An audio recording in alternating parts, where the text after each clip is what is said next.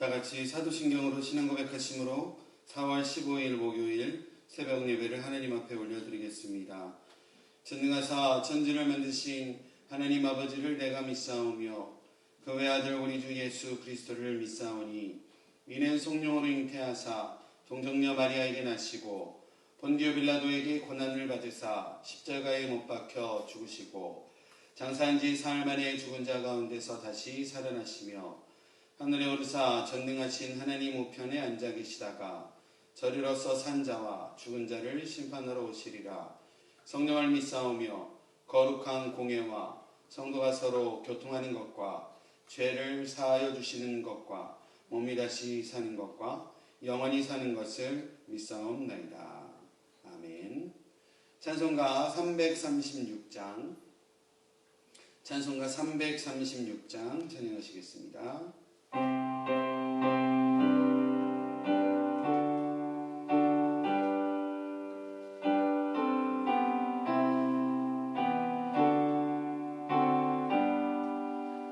환난과 비박 종에도 성도 내시 낭지켰네.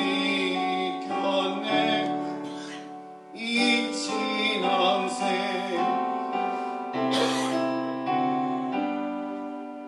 기쁨이 충만하도다. 성도의 신앙 따라서 죽도록 충성하겠네.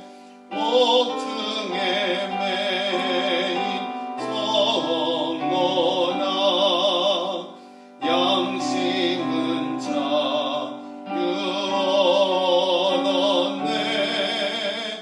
우리도 고난 받으면 죽어도 영광되도다. 성도의 신앙 따라서 죽도록 충성하겠네. 성도의 신앙 본받아 원수도 사랑하겠네.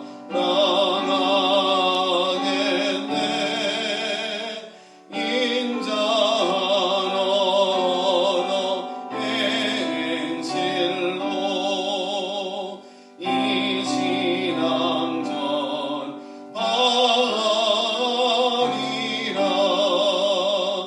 성도의 신앙 따라서 죽도록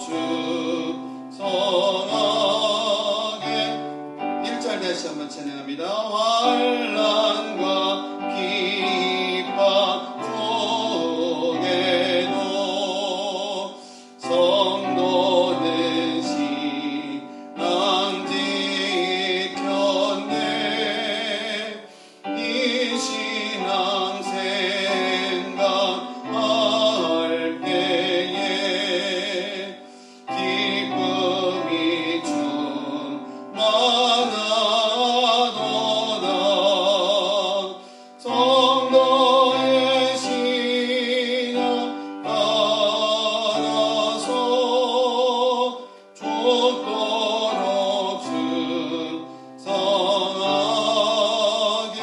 충성하겠네. 아멘. 아멘. 찬양의 가사처럼 성도의 신앙을 지켜 주님의 귀하신 뜻을 이루어가시는 성도님들의 삶이 되어지시기를 바랍니다. 말씀 보도록 하겠습니다. 오늘 함께 볼 하나님의 말씀 출애굽기 5장 1절에서 14절까지의 말씀입니다. 구약성경 출애굽기 5장 1절로 14절까지의 말씀 함께 보도록 하겠습니다. 그 후에 모세와 아론이 바로에게 가서 이르되 이스라엘의 하나님 여호와께서 이렇게 말씀하시기를 내 백성을 보내라. 그러면 그들이 광야에서 내 앞에 절기를 지킬 것이니라 하셨나이다. 바로가 이르되 여호와가 누구이기에 내가 그의 목소리를 듣고 이스라엘을 보내겠느냐. 나는 여호와를 알지 못하니 이스라엘을 보내지 아니하리라. 그들이 이르되 히브리인의 하나님이 우리에게 나타나셨은즉 우리가 광야로 사흘 길쯤 가서 우리 하나님 여호와께 제사를 드리려 하오니 가도록 허락하소서. 여호와께서 전염병이나 칼로 우리를 치실까 두려워하나이다. 애굽 왕이 그들에게 이르되 모세와 아로나 너희가 어찌하여 백성의 노역을 쉬게 하려느냐. 가서 너희의 노역이나 하라. 바로가 또 이르되 이제 이 땅의 백성이 많아졌거늘 너희가 그들로 노역을 쉬게 하는도다 하고 바로가 그날에 백성의 감독들과 기록원들에게 명령하여 이르되 너희는 백성에게 다시는 벽돌에 쓸 짚을 전과 같이 주지 말고 그들이 가서 스스로 짚을 줍게 하라. 또 그들이 전에 만든 벽돌 수요대로 그들에게 만들게 하고 감하지 말라. 그들이 게으름으로 소리질러 이르기를 우리가 가서 우리 하나님께 제사를 드리자 하나니 그 사람들의 노동을 무겁게 함으로 수고롭게 하여 그들로 거짓말을 듣지 않게 하라. 백성의 감독들과 기록원들이 나가서 백성에게 말하여 이르되 바로가 이렇게 말하기를 내가 너희에게 짚을 주지 아니하리니 너희는 짚을 찾을 곳으로 가서 주우라. 그러나 너희의 일은 조금도 감하지 아니하리라 하셨느니라. 백성이 애굽 온 땅에 흩어져 곡초 그루터기를 거두어다가 짚을 대신하니 감독들이 그들을 독촉하여 이르되 너희는 짚이 있을 때와 같이 그날의 일을 그날에 마치라 하며 바로의 감독들이 자기들이 세운 바 이스라엘 자손의 기록원들을 때리며 이르되 너희가 어찌하여 어제와 오늘에 만드는 벽돌의 수요를 전과 같이 채우지 아니하였느냐 하니라. 아멘. 할렐루야. 아멘. 이 새벽 주님의 전에 나와 예배하시는 성도님들의 삶 가운데에 또 각자의 예배 자리에서 귀하게 예배하시는 성도님들의 삶 가운데에 하나님의 은혜와 하나님의 은총이 함께 하시기를 간절히 바랍니다. 하나님의 사명을 받아든 모세와 아론은요, 이제 애굽의 왕 바로 앞에 나아가 하나님의 뜻을 전하고 있습니다. 하나님의 뜻은 너무나도 분명했습니다. 하나님의 백성이 하나님 앞에 거룩한 절기를 지켜드리는 것, 이게 바로 하나님의 뜻이었습니다. 하지만 당시 애굽의 사상은, 이집트의 사상은 이집트의 왕 파라오 자체가 인격화된 신이었었습니다. 그래서 신적인 권위를 가지고 있었던 바로는 다른 이방의 신인 야훼의 말을 들을 이유도 없었고 그런 요구를 하고 있는 모세와 아론의 태도가 이제 그리 썩 마음에 들지 않고 심기가 불편했던 것을 보게 됩니다. 바로는요, 모세와 아론의 이 요청에 바로 냉소적으로 대답합니다. 도대체 야훼가 누구인데, 여호와가 누구인데 내가 그의 말을 듣고 히브리 민족을 보내야 하는 것이냐. 그리고 또 이야기합니다. 모세와 아론 너희가 너희 동포의 노역을 쉬게 하려고 수작을 부리는 것 아니냐 라고 지금 바로는 아주 냉소적으로 이야기하고 있습니다. 모세와 아론이요, 하나님의 노여움이 미칠 것 같고 또 하나님께서 치실 것임을 두려워하여 하나님의 거룩하신 뜻을 애굽 왕에게 전하였지만 그의 반응은 매우 차갑습니다. 그리고 아론과 모세의 말을 전혀 듣지 않고 있는 것을 볼 수 있습니다. 오히려요, 바로는 모세와 아론의 이런 요청이 게으름으로부터 나온 것이다 라고 여겼습니다. 너희들이 지금 하고 있는 일이 쉽고 할만하기 때문에 너희가 게을러서 더 너희가 하고 있는 일을 이제 하지 않으려고 하고 오히려 너희가 하나님께 예배하겠다, 여호와께 예배하겠다라고 하는 핑계로 너희가 하는 일을 감하려고 하는 것이 아니냐라고 하는 마음을 바로가 갖게 되었다라는 것입니다. 그리고 그 결과 지금까지는요, 흙벽돌을 만들면서 제공해줬던 짚을 이제 더 이상 제공해주지 않을 것이고 이스라엘 백성들은 그 짚을 알아서 충당해다가 벽돌을 만들고 지금까지 만들어 바치던 그 양도 줄이지 않을 터이니 너희는 그렇게 모든 일들을 해야 한다라고 하는 것입니다. 흙으로 만든 벽돌을 만들 때요 흙과 함께 지푸라기를 섞어서 만드는 것은 벽돌을 더 단단히 해주고 모양을 더 잘 내기 위하여 짚을 넣어서 만든다고 합니다.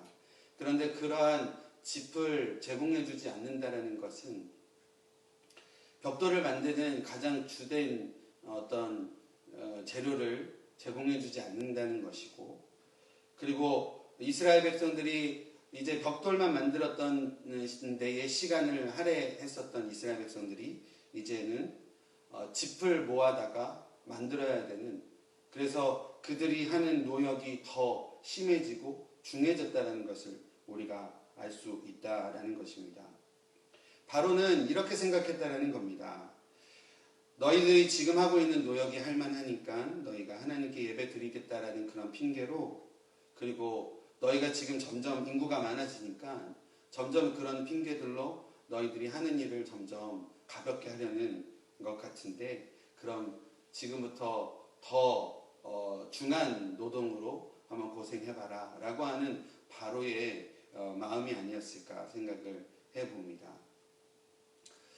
저희가요 오늘날 살아가면서 때로는 저희가 마음의 어떤 진실된 마음과 귀한 마음으로 누군가에게 다가갈 때가 있습니다. 믿지 않는 영혼들, 우리 주위에 믿지 않는 영혼들에게 그리스도의 복음, 그리스도의 사랑을 들고 나아갈 때도 그렇고요. 또 우리 주위에 있는 연약한 영혼들, 마음이 낙심하여서 쓰러져 있는 영혼들에게 성령의 이끄심에 의하여 위로와 권면의 말씀을 가지고 다가갈 때도 있습니다. 그런데 그렇게 좋은 의도로 다가간 우리의 어떤 다가감에도 불구하고 돌아오는 어떤 표현들과 돌아오는 이야기들은 너무나도 차갑고 매몰차게 거부해버리는 영혼들을 보게 될 때가 많습니다. 때로는 좋은 생각으로 또 선을 베풀거나 선한 의도로 다가가는 우리의 마음과는 다르게 전혀 다른 결과와 분위기가 우리 가운데 펼쳐질 때가 있다라는 것입니다.